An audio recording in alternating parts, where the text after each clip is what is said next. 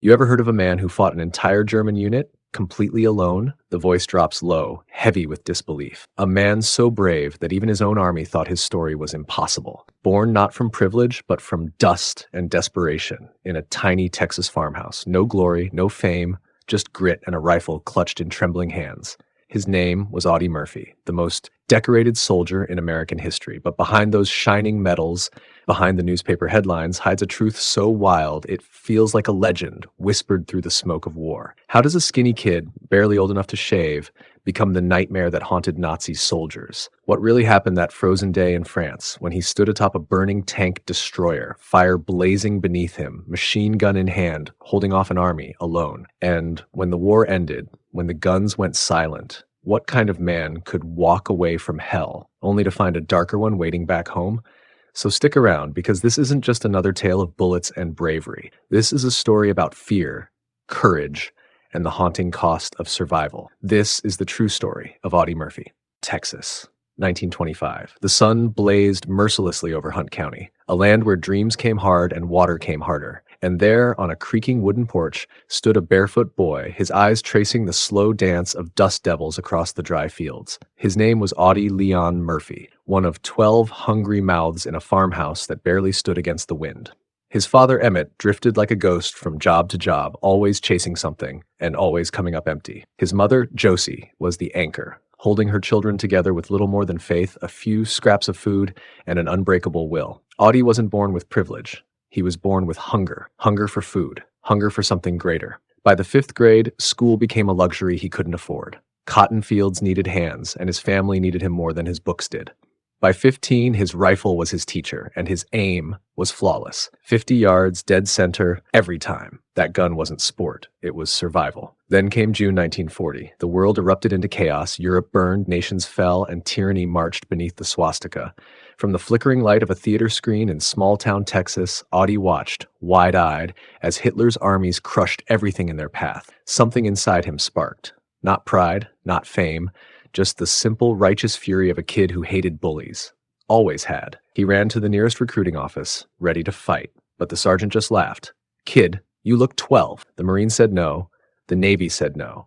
Every uniform turned him away. Too small, too young, too weak.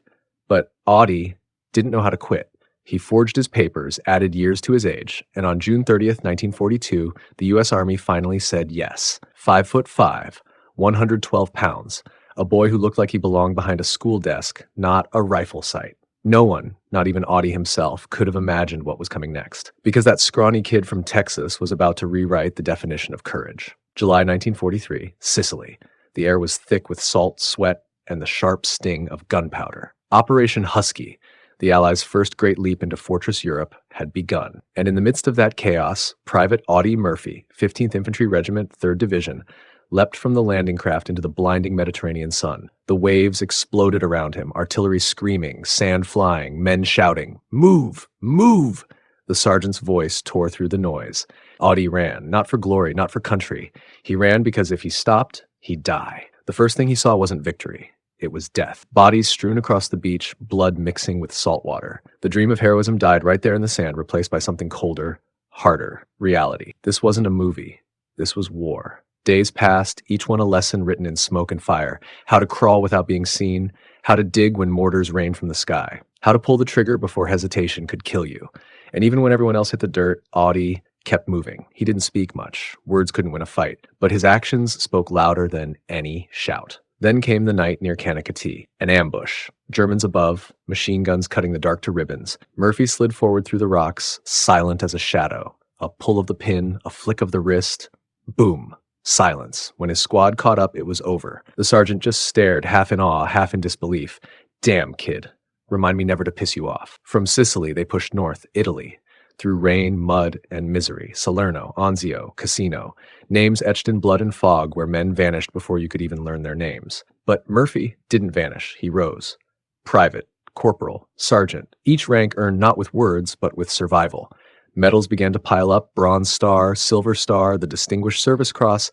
But to him, those weren't trophies. They were reminders of faces he'd never see again. All he cared about was the man beside him, and making sure both of them saw another sunrise. And as the battles grew darker, one thing became undeniable. That small, hungry kid from Texas was becoming something else entirely. A ghost on the battlefield, a legend in the making, a soldier who just wouldn't die. January 1945, southern France. Snow, mud, silence. The kind of silence that sits heavy in the air, right before the world rips itself apart. Audie Murphy had already walked through hell. Italy's burning villages, the screams, the endless rain of steel, but nothing could prepare him for this. The 3rd Infantry Division was pushing through France, one ruined village at a time, chasing an enemy that refused to die quietly. Near a forgotten town called Holzwehr, what was left of Murphy's unit, barely 40 men, dug into the frozen ground. 19 years old, and yet, in his eyes, the weight of a lifetime. The snow whispered down, soft and cold. "We're holding this hill," the captain said, no matter what. And then morning came, and with it, hell. Tanks growled through the fog, their steel treads crushing the earth. Mortars screamed from the distance. Machine guns erupted. The Germans had surrounded them. 6 Panzer tanks, rolling in like beasts of war. Panic tore through the line. "We gotta pull back," someone shouted. Murphy snatched the radio. Not yet. Men fell around him, one by one, until there was almost no one left. He ordered the survivors to retreat into the trees, but he didn't move. He couldn't, because then he saw it. A tank destroyer burning, its crew dead, but the 50 caliber machine guns still mounted, still waiting. Audie sprinted through the smoke, climbed up on the flaming wreck, and opened fire, alone, against hundreds. German infantry surged across the field. He cut them down in waves. Tanks turned their turrets toward him. Shells screamed past, explosions shaking the snow beneath his boots. The flames licked at his uniform, smoke burned his lungs, but he kept firing. Minute after minute, nearly an hour of chaos. When the gun finally clicked empty, he didn't stop. He jumped down, grabbed a rifle from a fallen comrade, and kept fighting. He called in artillery himself, calmly directing fire through the radio as bullets snapped inches from his head. And then, silence. The battlefield fell quiet. Dozens of enemy soldiers lay still. The tanks smoked where they stood. Reinforcements arrived to find one man standing in the snow, blackened by soot, shaking, barely breathing. "Murph," one of his men whispered, staring at the carnage. "How the hell did you do that?" Audie looked at him, eyes hollow, voice low. "They were killing my friends." That day, January 26, 1945, Audie Murphy became a legend. The Medal of Honor would follow, America's highest recognition of bravery. But to him, it wasn't glory. It was grief, because medals don't shine the same when they're paid for with the lives of your brothers. And for the rest of his life, when people called him a hero, he never smiled, because he knew what heroism really cost. May 1945. The guns went quiet. Europe exhaled, a broken continent gasping for peace.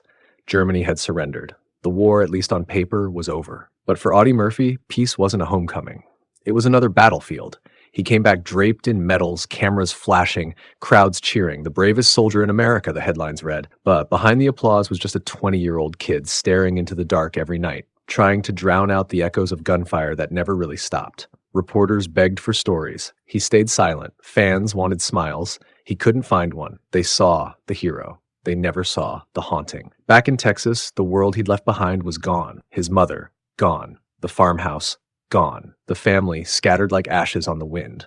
The war hadn't just taken his brothers in arms, it had taken his home. So he ran from the ghosts the only way he knew how, forward. Hollywood. Small westerns, war pictures, the flicker of a projector instead of the flash of gunfire. And when someone asked him to play himself in a film about his life, he hesitated. Then, with a heavy breath, he said yes. To Hell and Back. That was the title and the truth. Audie Murphy didn't just act in that movie. He relived it. Every explosion, every scream, every second on that burning tank destroyer.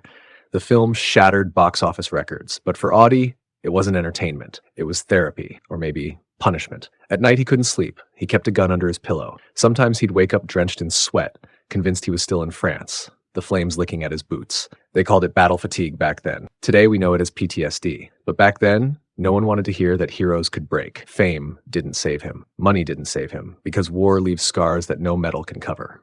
And yet, he tried to help others, spoke openly about the pain veterans carried. He said what others were too afraid to admit, that some wars don't end when the shooting stops. Then, on May 28, 1971, the final chapter came quietly. His plane went down in Virginia. Audie Murphy, 45 years old. But legends don't die easy. Even in silence, his story kept echoing. The boy from Texas who forged his birth certificate and became the most decorated soldier in American history. 21 medals for valor, 2 from France, 1 from Belgium, and a name carved deep into the granite of courage itself. Because in the end, Audie Murphy taught us something timeless, that bravery isn't the absence of fear. It's standing in the fire and refusing to back down. Arlington National Cemetery, a quiet morning, rows upon rows of white stones stretching beyond sight, each one a name, a story, a sacrifice. The flags ripple softly in the wind, whispering to the dead, and somewhere among them, one stone reads, Audie L. Murphy, Texas, Medal of Honor. Visitors still stop there. Some know his story, others just feel it. That quiet gravity, that unspoken pull of respect for a man who gave more than anyone should have to. Because Audie Murphy's legacy, it isn't about how many medals hung from his chest, it's about the price of each one. Every ribbon, every star was paid for in fear, in pain, in nights that no light could reach. He once said, open quote, "There's no glory in war, only surviving it." And maybe that's the truest thing any soldier's ever said, close quote. Decades later, his name still echoes in boot camps, in training fields, in whispered stories told by men in uniform, because Audie wasn't tall, he wasn't strong. But what he was unbreakable, 5'5", barely 100 pounds. And yet, he stood taller than armies. His life became legend, taught in classrooms, carved in film, etched into the fabric of American memory. But beyond the books and the movies, his story became a mirror showing the cost of courage and the loneliness that follows it home. And even now, when young soldiers visit his grave, they don't see a movie star, they don't see a symbol. They see one of their own, a man who fought because he had to, a man who kept fighting long after the shooting stopped. Audie Murphy's life was short, but his courage outlived him. From the dust of Texas to the snows of France to the eternal silence of Arlington, his story endures, a reminder carved in stone and spirit alike, that real heroes don't seek the spotlight, they earn it. In the darkest hours when no one's watching. This was the story of Audie Murphy, the boy who became a soldier, the soldier who became a legend, and the legend who never truly came home. May 1945. The world erupted in celebration. Crowds filled the streets, flags danced in the wind, and somewhere between the cheers and the victory songs, a single name rose above the noise, Audie Murphy. He came home a legend, the most decorated soldier in the United States Army. Every medal, every ribbon, every symbol of valor that a man could earn. But what Audie brought back couldn't be pinned to his chest. It was buried deep, memories that burned hotter than gunfire. He was just 20 years old, 20, and already an old man inside. The cameras adored him. Parades, interviews, a nation calling him the bravest of the brave. But when the lights went out and the applause faded, Audie sat alone in the dark, a pistol in his hand, sweat dripping down his face as ghosts whispered from the corners of the room. He couldn't sleep. Every creak of the floorboards, every car that backfired outside sounded like the battlefield calling him back. Neighbors would catch glimpses of him pacing his porch at 3 a.m., muttering orders to men who weren't there anymore. The doctors called it combat fatigue. But Audie knew better. This wasn't exhaustion. It was war. The same war. Only now it was inside his head. Sometimes he'd look up at his wall at the glittering medals everyone said he'd earned and whisper, "They don't mean a damn thing. My friends died.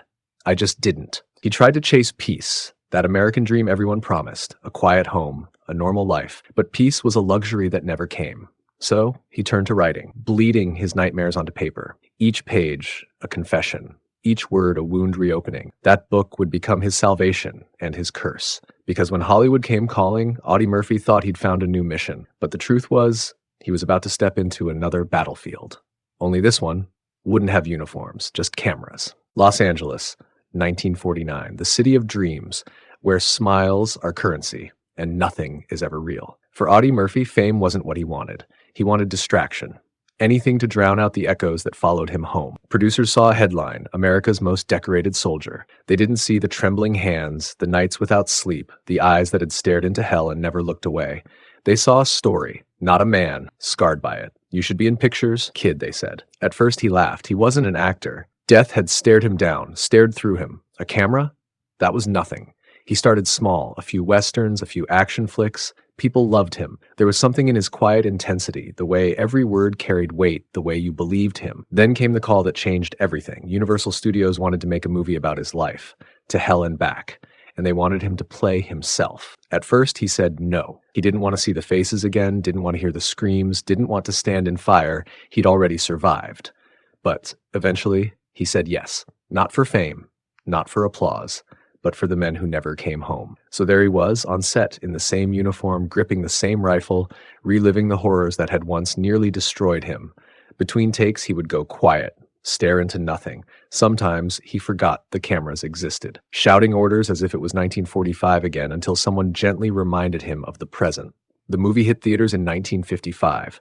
It exploded. Box office records shattered. Critics raved. America fell in love with its hero once more. But for Audie, the applause didn't heal anything. He went home, sat on his porch, lit a cigarette, and whispered to himself, "They'll never really understand what it cost." The camera made him famous, but it also trapped him, forever replaying a war that refused to end. Hollywood lights fade, the cameras stop clicking, the applause dies, and then the silence. Audie Murphy came home to fame, yes, but fame doesn't fill the void. It doesn't erase the screams that pierce your mind at 3 a.m. It doesn't steady hands that tremble at shadows, because his battles didn't end with the surrender. They continued in the quiet, behind closed doors, the ones nobody saw. No newspaper wrote about his nights pacing the porch, muttering to ghosts. No neighbor knew of the screams, soaked in sweat, that tore him from sleep. He tried therapy. He tried medication. He threw himself into work, movies, interviews, public appearances, but the war followed him like a relentless shadow,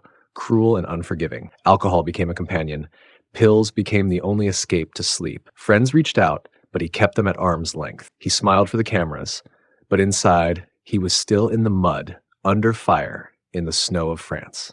He wrote letters, many never sent. He poured memories onto pages, faces, fear, the unbearable weight of surviving when others didn't. His diary, a battlefield of its own, soaked with sorrow and guilt. And yet, even in this darkness, he persisted. He never stopped honoring his brothers in arms, never stopped remembering the men who gave everything. To the world, he was a hero, but in his own life, he was a prisoner of a war that never truly ended. July 28, 1971. Audie Murphy, 45 years old, a man known across the nation as a hero, the most decorated American soldier of World War II. But heroes aren't invincible. He climbed into a small private plane that day, soaring over the rugged mountains of Virginia. The sky was calm, the sun gentle. For a fleeting moment, it felt like peace. Too fleeting. And then, tragedy. The plane went down, crashing violently into the unforgiving terrain. Audie Murphy was gone. No medal could save him. No fame could protect him. No roar of applause could bring him back. America mourned.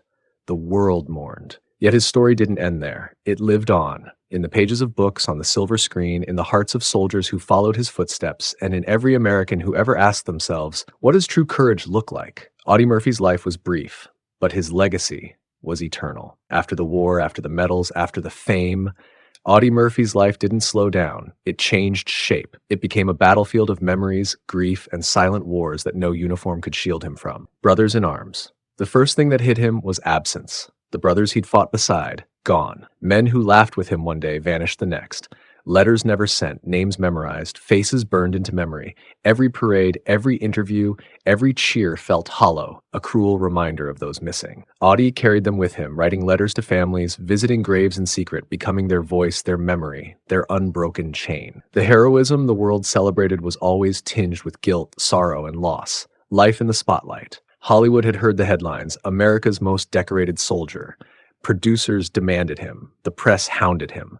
The world saw Audie smiling, walking red carpets, rehearsing lines, but inside, he was still in the mud, on the hills and the fields, listening to the screams that never left him. Filming To Hell and Back was both triumph and torment, reliving battles, explosions, fear, sometimes forgetting where reality ended and the war began. Westerns, action films, guest appearances. Fame was never freedom. Every new role reminded him that the cameras couldn't erase the shadows. Personal struggles. Beyond the applause, Audie faced battles no one saw. Insomnia, panic attacks, pacing through nights, survivor's guilt gnawing at him endlessly. Alcohol became a companion, pills a fragile lifeline. Relationships faltered. Friends tried to bring him back to normalcy, but the memories clung tighter than chains. Even letters he wrote often stayed hidden. Private testaments to the toll of surviving when so many hadn't. The medals on his wall couldn't protect him from the war that lived inside, advocacy and memories. Gradually, he turned the darkness into purpose. Audie became more than a soldier or movie star. He became a storyteller, a voice for the men whose bravery might otherwise be forgotten. Lectures, memorials, columns, veteran meetings, he reminded the world of the true cost of courage. Even amid his struggles, he carried the torch for others, insisting heroism wasn't about ribbons, but bonds, sacrifice, and the unseen courage of everyday soldiers. Legacy reflections. In quiet moments, Audie reflected on it all. The soldiers who fell beside him, the families waiting, the enemies faced, the nation that celebrated him. He saw the paradox of his life, immortalized publicly, haunted privately, yet he accepted it. Through pain, fear, and loss, he had left an indelible mark, not just as the bravest soldier of the war, but as a human being who bore scars openly, fought inner battles fiercely, and never forgot those who didn't make it home. And so these stories weave together a life of contradictions, glory and grief, fame and fear, survival and sorrow. Audie Murphy was more than a hero in battle. He was a hero in endurance, in memory, in truth. Even when the cameras faded, even when the crowds moved on, even when the battles he fought in silence remained unseen, his courage, his legacy, his life endured. Untouchable, eternal, unforgettable. If you've made it this far, then you've just walked through the life of a man who defined bravery itself. Not the kind written in headlines, but the kind carved into flesh and memory. Because behind every hero, behind every medal and every salute, there's a price we rarely see and almost never understand. So the next time you hear the word courage, don't think of glory or fame. Think of Audie Murphy, the boy who stood alone against an army, the soldier who carried his ghosts home, the man who fought a war that never truly ended. And remember this, some battles don't echo in gunfire, they echo in silence, in the quiet moments when no one's watching, and the fight to survive still rages on. Audie Murphy, a name that will forever remind us that courage isn't about how loud you fight, it's about how long you keep standing.